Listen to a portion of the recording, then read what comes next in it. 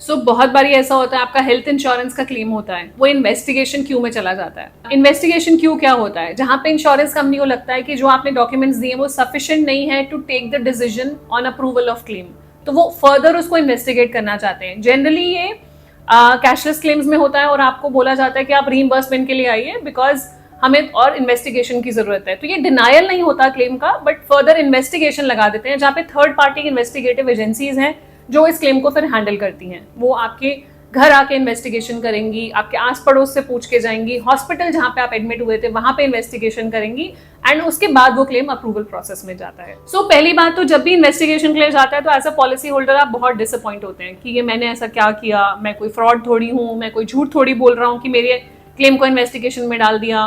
Policy लेते time तो insurance company बड़े बड़े प्रोमिस करती है, बट जब क्लेम देना होता है तो वहां पे ये इन्वेस्टिगेशन लगा देती है। तो इसका रीजन है इन्वेस्टिगेशन क्यों होती है। आज की मैं वीडियो में इसी में बात करने जा रही हूँ। इन्वेस्टिगेशन होती क्यों है, किन केसेस में इन्वेस्टिगेशन होती है, वो भी आपको ध्यान रखना है। प्रोसेस क्या होता है, कितना टाइम लग सकता है, और आपको ऐसा क्या करना है कि आपके केसेस इन्वेस्टिगेशन में ना जाएं या कम से कम जाएं। तो पहले तो बात करते हैं इन्वेस्टिगेशन होती क्यों है। इन्वेस्टिगेशन होती है जिससे कि हम फ्रॉड क्लेम वो पकड़ पाए इंश्योरेंस कंपनीज। तो इंश्योरेंस इंडस्ट्री में ये 2024 का डेटा मेरे पास है, यहाँ पे 15% अप्रोक्सीमेटली फ्रॉडुलेंट क्लेम्स हैं। जितने भी क्लेम सबमिट होते हैं 80% जेन्युइन है, 15% फ्रॉडुलेंट है, जिसका अमाउंट 2024 में 900 करोड़ रुपए था, जो कि फ्रॉड क्लेम्स इंश्योरेंस कंपनी ने पे किए या पे करने वाले थे। उस चीज को रोकने के लिए कि फ्रॉड क्लेम्स अगर पे करेंगे तो अल्टीमेटली क्या होगा, कंपनी की जो बुक है, जो उनका प्रीमियम है जो कलेक्ट करते हैं, जो बुक है, बुक में लॉसेस होंगे, अल्टीमेटली प्रीमियम आपका लोड होगा as a policy holder. Company profit नहीं कमा पा रही क्योंकि वो फ्रॉड क्लेम्स प्ले कर रही है। उसकी वजह से जो जेन्युइन कस्टमर्स हैं, जो जेन्युइन पॉलिसी होल्डर्स हैं, जिनकी कोई गलती नहीं है, उन्होंने कोई फ्रॉडुलेंट एक्टिविटी नहीं करी, वो फंस जाते हैं।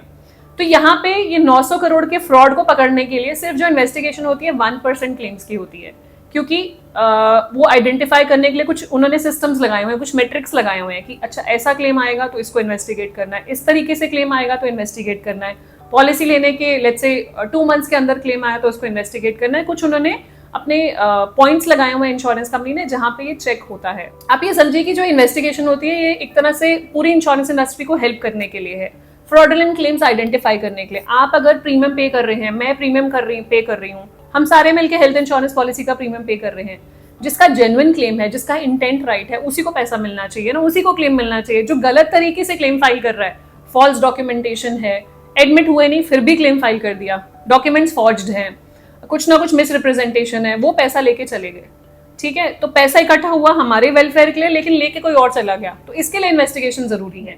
अब मैं बात करूंगी कि कौन से ऐसे केसेस हैं जिसमें जनरली इन्वेस्टिगेशन होता है। सबसे पहला होता है जहां पे हाई वैल्यू केसेस है, जहां पे क्लेम अमाउंट ज्यादा है, जहां पे मान लीजिए सिंगल क्लेम अमाउंट आ गया 15 लाख 20 लाख रुपए। वहां पे इंश्योरेंस कंपनी को लगेगा कि मैं पहले इन्वेस्टिगेट करूं ये सही है कि नहीं है, मैं सही जने को क्लेम दे रहा हूं कि नहीं दे रहा हूं। But they will see, investigation का प्रोसेस सिंपल है, they will ask for documents अगर उनको सारे मिल गए और वो डॉक्यूमेंट्स भी वही कह रहे हैं जो आप कह रहे हैं तो क्लेम मिल जाएगा, कोई प्रॉब्लम नहीं है। अगर डॉक्यूमेंट्स में कहीं मैनिपुलेशन हुआ या डॉक्यूमेंट में कहीं फाइंड आउट हुआ कि ये तो पहले से कोई प्रॉब्लम थी आपने नहीं बताई, या ये डॉक्यूमेंट्स इनसफिशिएंट हैं, इसमें कुछ चीज मिसरिप्रेजेंट की गई है, तो क्लेम नहीं मिलेगा। तो क्लेम रुक सकता है, आपको काउंटर करना पड़ेगा, एस्केलेट करना पड़ेगा एंड सो ऑन। बट अगर सिंपल है, आपके पास डॉक्यूमेंटेशन पूरी है, तो क्लेम कोई भी डिनाई नहीं कर सकता, जस्ट दैट थोड़ा सा डिले हो सकता है। दूसरा फ्लैग जहां पे लगता है, अभी आपने पॉलिसी ली, let's say within 60 days, within 6 months, within 1 year आपका क्लेम आ गया, तो इंश्योरेंस कंपनी इन्वेस्टिगेट कर सकती है कि अभी तो पॉलिसी ली है, आप इतने हेल्दी थे जब आपने डिक्लेयर किया था, कोई भी प्री एग्जिस्टिंग कंडीशन नहीं थी, अब कैसे ये क्लेम आ गया। तो वहां पे भी इन्वेस्टिगेशन हो सकती है, आपसे डॉक्यूमेंट्स मांगे जा सकते हैं, आपके medical records before buying the policy भी मांगे जा सकते हैं जो आपको देने पड़ेंगे। या अभी आपने पॉलिसी पोर्ट करी, 1 महीना पहले पोर्ट करी और अब क्लेम आ गया विद इन 1 मंथ, अब insurance company as per portability guidelines they have to cover you from day 1, वहां पे कोई वेटिंग पीरियड नहीं है। बट वो पूछ सकते हैं कि कुछ ऐसी चीज तो नहीं है शायद आपने छुपाई हो, कुछ ऐसी चीज तो नहीं है जो आपने पोर्ट करते टाइम हमें नहीं बताई, क्योंकि हमने तो आपको पहले दिन से कवर करा, हमने रिस्क लिया, बट ऐसा तो नहीं कि आपको छुपा के पॉलिसी ले रहे थे। तो वो सारे डॉक्यूमेंटेशन आपके चेक करना चाहते हैं, ये एक केसेस होते हैं। कुछ बारी इन्वेस्टिगेशन हॉस्पिटल की वजह से भी लगती है, कई बारी किसी हॉस्पिटल से कंटिन्यूसली कुछ ऐसे क्लेम्स आए हैं, पकड़े गए हों जो फ्रॉडुलेंट क्लेम्स हों, तो अगर आप उस हॉस्पिटल में चले गए, आपको तो नहीं पता कि वहां पे क्या हो रहा है और क्या नहीं हो रहा, आप उस हॉस्पिटल में चले गए, तो कई बार इंश्योरेंस कंपनी आपको भी शक की नजर से देखती है और इन्वेस्टिगेशन लगा देती है कि ये इस हॉस्पिटल से क्लेम आए, इस पर तो इन्वेस्टिगेशन होगी। अगर आप अपनी जगह सही हैं, जेन्युइन हैं, आपके पास सारे मेडिकल रिकॉर्ड्स हैं, सारे डॉक्यूमेंट्स हैं, तो घबराने वाली कोई बात नहीं, आपका क्लेम जरूर सेटल होगा। It is just a process, nothing else. अब मुझे आपको बताना है कि ये कैसा आप क्या करें जिससे कि इन्वेस्टिगेशन ना हो या इन्वेस्टिगेशन कम से कम हो। सबसे पहला, बी ऑनेस्ट। जब भी आप पॉलिसी ले रहे हैं, make sure that you disclose each and everything. छोटी से छोटी चीज, बड़ी से बड़ी चीज आपको बतानी जरूरी है before buying any health insurance policy. And सबसे इंपॉर्टेंट है, आपके पास मेडिकल रिकॉर्ड्स पूरे होने चाहिए। मान लीजिए आप बोल रहे हैं बीपी है मुझे 10 साल से, तो ब्लड प्रेशर का अगर आपके पास कंसल्टेशन पेपर है, that will actually help you. आगे जाके कभी कोई इन्वेस्टिगेशन लगती है तो वो डॉक्यूमेंट आपके काम आएगा। तो एक मेडिकल फाइल जरूर बनाइए। बहुत बार ऐसा भी होता है, मतलब 4 साल पहले 5 साल पहले ट्रीटमेंट हुआ, बड़ी सर्जरीज हुई, उसकी डिस्चार्ज समरीज भी लोग नहीं संभालते। आप समझते हैं डिस्चार्ज समरी एक डॉक्यूमेंट होता है जो आपको हॉस्पिटल वाले देते हैं when you get discharge from the hospital. अब डिस्चार्ज समरी कैसे आप नहीं संभालते हो? मतलब ऐसे भी लोग हैं जिनकी 6-6, 7-7 बार हॉस्पिटलाइजेशन हो रखी है पिछले 5-6 साल में, कोई भी डॉक्यूमेंट नहीं है, कोई भी फाइल नहीं है। I will suggest and I will insist कि आप अपनी मेडिकल फाइल बना के रखिए। मेडिकल फाइल में सारे डॉक्यूमेंट्स, डॉक्टर के पेपर्स, टेस्ट रिपोर्ट्स, कोई हॉस्पिटलाइजेशन है तो डिस्चार्ज समरीज, इसको मतलब इनफाइनाइट ईयर्स तक संभाल के रखिए। ऐसा नहीं है कि अब तो सर्जरी होगी, अब जरूरत नहीं पड़ेगी। हेल्थ इंश्योरेंस के पर्पस के लिए जरूरत पड़ सकती है, अपने लिए भी अच्छी बात है। अगर आप मेडिकल रिकॉर्ड की फाइल बना रहे हैं, बहुत अच्छी बात है।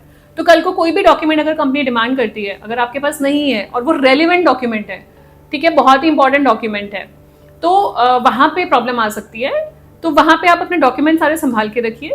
कोई मेडिसिन के प्रिस्क्रिप्शन हैं वो भी संभाल के रखिए। टेस्ट रिपोर्ट्स भी आप करा रहे हैं, चाहे आप डिजिटल फॉर्म में रखें चाहे आप फिजिकल फॉर्म में रखें, किसी भी तरीके से उसको संभाल के रखिए। ये भी बताना चाहूंगी, ये भी देखा गया है कि कई बार लोग मेरे पास आते हैं, मुझे मैसेज करते हैं, कॉल करते हैं कि मेरा हेल्थ इंश्योरेंस का क्लेम है, लेकिन एजेंट बोल रहे हैं कि आप जो भी क्लेम सेटल होगा उसका कुछ परसेंटेज आप मुझे दोगे, या ये फीस दोगे तो मैं क्लेम पास करा दूंगा, नहीं तो नहीं होगा। ऐसा नहीं होता। आपको किसी भी चीज के लिए फीस पे करने की जरूरत है ही नहीं, ऑब्लिगेशन है ही नहीं कि आप फीस पे करोगे तो क्लेम सेटल होगा। आपने इंश्योरेंस का प्रीमियम दिया है, प्रीमियम के बदले में इंश्योरेंस कंपनी ने आपको सम इंश्योर्ड दिया है, आपको क्लेम करना आप कर सकते हैं। किसी और थर्ड पार्टी को कोई फीस देने का, कोई कमीशन देने का कोई मतलब ही नहीं है। मतलब ये तो it is between you and insurance company. ये तो बात हुई कि मैंने पॉलिसी ली, कॉन्ट्रैक्ट था कि आप मुझे क्लेम दोगे, उसको दिलवाने के लिए कोई थर्ड पार्टी मुझसे पैसे ले रही है, क्यों? तो कोई ऐसा कर रहा है तो ये गलत है। आपको इस चीज पे बिल्कुल भी उनका साथ नहीं देना है और रेज करना है concern with the insurance company and IRD. अगर कोई इंश्योरेंस कंपनी का ही एग्जीक्यूटिव है या इन्वेस्टिगेशन टीम आपको बोलती है तब भी, तो ये चीज देखा गया है, ऐसा होता है, तो आपको ये रेज करना है ताकि आपको इस चीज का पार्ट नहीं बनना है। इन सब के बाद भी अगर इन्वेस्टिगेशन हो जाती है और आप सेटिस्फाइड नहीं है, मान लीजिए आपकी जेन्युइन पॉलिसी है, जैसे मैंने बताया, क्योंकि फ्रॉड्स इतने ज्यादा हैं, कई बार हो सकता है कि जेन्युइन क्लेम्स भी आपके इन्वेस्टिगेशन में आए, because that is how the process works. System ने बोला इस क्लेम को डालो इन्वेस्टिगेशन में, ये ट्रिगर हो रहा है, ये रेड फ्लैग ट्रिगर हो रहा है, या इसमें ये पॉइंट्स हैं जिसकी वजह से ये इन्वेस्टिगेशन बकेट में चला गया, आप नहीं हेल्प कर सकते, तो जेन्युइन क्लेम्स भी इन्वेस्टिगेट होंगे। That is how the frauds are detected, कि कौन से गलत क्लेम्स हैं, वहीं से पता लगता है। अब मान लीजिए आपका जेन्युइन क्लेम है और सेटल नहीं हो रहा, तो आप एस्केलेट कर सकते हैं, आप ग्रीवेंस पे जा सकते हैं उसी कंपनी के, आप ऑम्बड्समैन पे जा सकते हैं, आईआरडीए पे कंप्लेन कर सकते हैं, आपके पास बहुत सारे, उसके बाद कोर्ट केस भी कर सकते हैं। तो as a policy holder you have all these rights. Insurance में आपका आईआरडी और ऑम्बड्समैन पे कंप्लेन करने के लिए भी हमने डिटेल वीडियो बनाई हुई है, वो आप रेफर कर सकते हैं अगर आप कुछ ऐसा फेस कर रहे हैं तो वो भी रेफर कर सकते हैं। वो process step by step process के थ्रू आप कंप्लेन फाइल कर सकते हैं। बट अगर आपका जेन्युइन क्लेम है तो मैं ये भी श्योरिटी दे सकती हूँ, आपका क्लेम कोई भी डिनाई नहीं कर सकता, आपका क्लेम अप्रूव होगा ही होगा। But just that it's a process which some people have to go through it. यही मैं हाईलाइट करना चाहती थी, बिकॉज बहुत सारे लोग मेरे पास रीच आउट करते हैं कि हमारी इन्वेस्टिगेशन लगा दी, क्लेम नहीं दिया। ऐसा नहीं है क्लेम नहीं दिया, थोड़ा डिले होगा, आप कोऑपरेट कीजिए, सारे डॉक्यूमेंट्स दीजिए, क्लेम जरूर सेटल होगा। जाने से पहले क्विक रिमाइंडर, अगर अभी तक आपने हमारे चैनल को सब्सक्राइब नहीं किया, कर लीजिए, so that you get the right information at the right time. मिलते हैं नेक्स्ट वीडियो में नई इन्फॉर्मेशन के साथ, तब तक स्टे सेफ, टेक केयर।